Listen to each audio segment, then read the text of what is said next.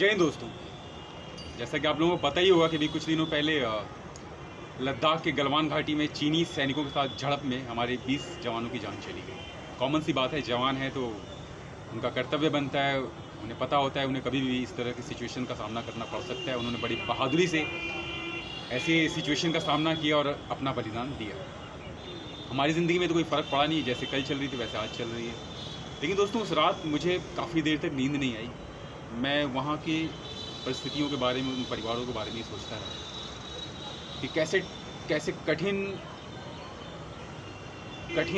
भौगोलिक परिस्थिति में वहाँ का जो भूगोल है, जो जोग्राफी है, बहुत ही टफ है। गहरी खाइयाँ हैं, नदियाँ हैं और तापमान 0 डिग्री से भी नीचे या उसके आसपास। ऐसे टफ परिस्थितियों में चीनी सैनिकों को खदेड़ने के लिए, अपनी सीमा की रक्षा करते हुए, चीनी सैनिकों को खदेड़ते हुए हमारे 20 जवानों ने अपना सर्वोच्च बलिदान दिया। और सिर्फ बलिदान ही नहीं दिया, 35 से 45 चीनी सैनिकों की जान भी ली। थोड़ी सी तसल्ली इस बात से मिलती है। लेकिन दोस्तों, अब मुद्दा ये उठता है कि आगे क्या?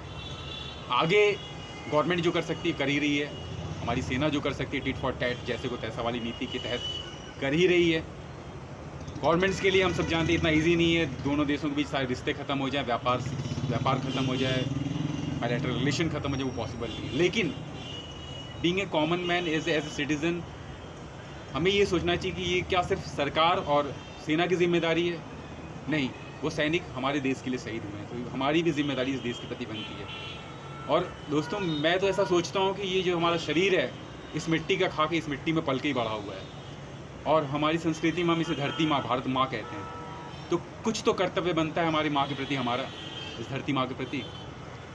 हमारी नीति तो, हमारी सोच तो वसुधैव कुटुंबकम वाली है, लेकिन जब कोई देश गलत नज़र, गलत नीयत रखता है हमारे देश के प्रति, तो ऐसे देश के प्रति हमें कुछ तो करना चाहिए अपने कैपेसिटी में, जो हम कर सकें। और दोस्तों, ये वीडियो बनाने से पहले मेरे दिमाग में आ रहा था कि क्या फ़र्क पड़ेगा मेरे अकेले के सोचने से या बाइकआउट चाइना करने से।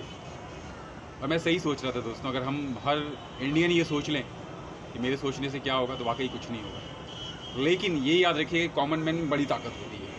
कॉमन मैन में इतनी ताकत होती है कि वो सत्ता तक बदल देती है। और हर कॉमन मैन अगर ये सोच ले, हम अगर ठान लें कि नहीं मेरे करने से होगा, तो बिल्कुल बहुत बड़ा चोट हम चाइना को पहुंचा सकते हैं। और दोस्तों, ज़िंदगी में कभी कभी छोटी छोटी चीज़ें हमें बहुत बड़ी सीख दे जाती हैं। मैं 3-4 दिनों के लिए कहीं रहता था, बाहर गया था, गलती से बादाम के डब्बे का ढक्कन थोड़ा ढीला रह गया था। जब मैं वापस आया तो लगभग पूरा बादाम खोखला हो चुका, तो उसे चींटियों के दल ने पूरा खोखला कर दिया था। छोटी सी चींटी में इतनी ताकत होती है, दल में, समूह में। और बादाम छोड़िए जनाब, अगर चींटियाँ पहाड़ के पीछे लग जाए तो पहाड़ को भी खोखला कर देती हैं। तो इस समय हमारा दायित्व ये होना चाहिए, हमारी सोच ये होनी चाहिए कि हम चाइना को किस तरीके से खोखला कर सकते हैं। और दोस्तों, मैंने तो शपथ लिया है, मैं दोबारा से शपथ ले रहा हूँ कि मैं आज के बाद अब से कोई भी चाइनीज़ सामान की ना तो ख़रीदारी करूँगा, ना ही किसी चाइनीज़ ऐप का इस्तेमाल करूँगा। और मैं चाहूँगा कि आप सब भी ये करें। और मेरी ये बात शायद कुछ लोगों को बुरी लग सकती है, कटाक्ष लग सकती है, कि इतना कुछ होने के बाद भी हमारे सैनिकों को लोहे के रॉड में कील लगे हुए लोहे के रॉडों से मारा है, धोखे से मारा है। खाइयों में गिर गए हमारे सैनिक, नदियों में गिर गए। और इतना कुछ होने का, और मेरा तो खून खौलता है। मैं जब अंतिम शव यात्रा भी टीवी पे दिखाते, मेरा को तो खून खौलता है और रोंगटे खड़े जाते हैं उस शव यात्रा को देख के।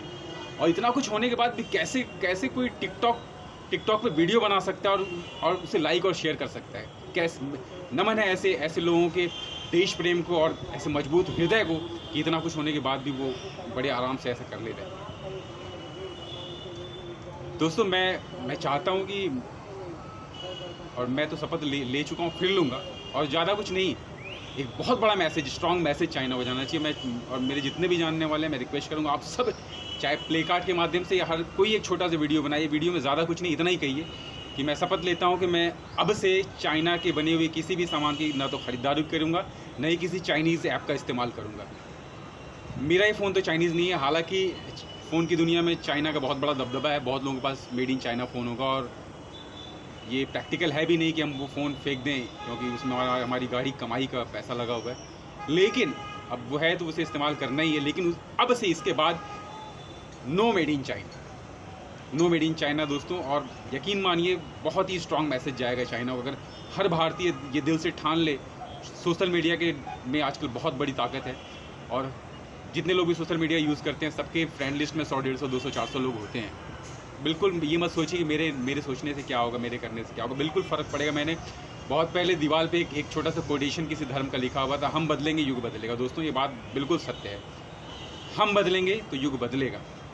अगर हम चाह लें, हम ठान लें, हर कोई, सबके फेसबुक अकाउंट से एक ये मैसेज जाना चाहिए, हर कोई अपना एक वीडियो बनाए कि मैं शपथ लेता हूँ कि मैं आज के बाद किसी भी चाइना में बने हुए सामान की खरीदारी न तो करूँगा, ना किसी ऐप का इस्तेमाल करूँगा।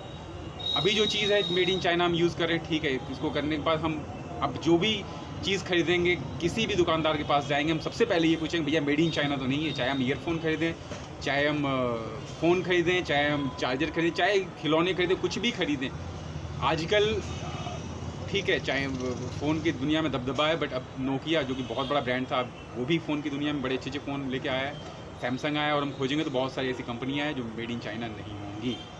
दोस्तों सरकार की अपनी मजबूरी है, वो छोड़िए, हमारी तो कोई मजबूरी नहीं है, हमारी तो कोई, हम तो किसी की पाबंदी में नहीं है कि हम क्या यूज़ करेंगे क्या नहीं यूज़ करेंगे। तो दोस्तों प्लीज़ मेरा आप सबसे विनम्र निवेदन है कि हम सब मिल के चाहें तो चाइना को काफ़ी हद तक खोखला कर सकते हैं। वो हमारा, हमसे कमाता है और हमें ही उंगली कर रहा है यार, हमें ही आंखें दिखा रहा है। खून खौलना चाहिए आप लोगों का। जय हिंद, जय भारत।